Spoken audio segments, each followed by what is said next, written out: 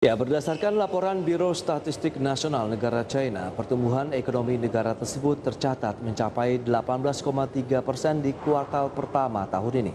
Ya, angka tersebut melesat setelah pada kuartal 1 tahun 2020, ekonomi China turun tajam dengan minus 6,8% akibat pandemi COVID-19.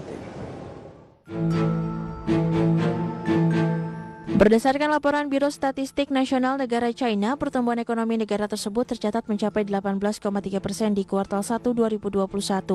Angka ini menunjukkan pertumbuhan produk domestik bruto atau PDB yang tajam setelah China dihantam pandemi COVID-19 sejak akhir 2019 lalu. Kinerja pertumbuhan ekonomi ini melesat setelah pada kuartal 1 2020 ekonomi China turun tajam dengan minus 6,8% akibat pandemi. Penjualan retail negara dengan ekonomi terbesar kedua di dunia itu tumbuh 34,2% di Maret 2021, melampaui ekspektasi pasar yang memproyeksi tumbuh 28%. Kinerja produksi industri juga tercatat tumbuh sebesar 14,1% di Maret 2021, namun angka ini meleset dari proyeksi pasar yang diperkirakan tumbuh 17,2%. Di sisi lain, China merupakan negara pertama yang berhadapan dengan wabah virus corona dan telah berhasil menanganinya. Ekonomi negara ini sebagian besar telah pulih dari kelumpuhan akibat COVID-19. Lantas, adakah dampak yang akan dirasakan oleh perekonomian Indonesia setelah perekonomian China dinyatakan bangkit dari hantaman pandemi COVID-19?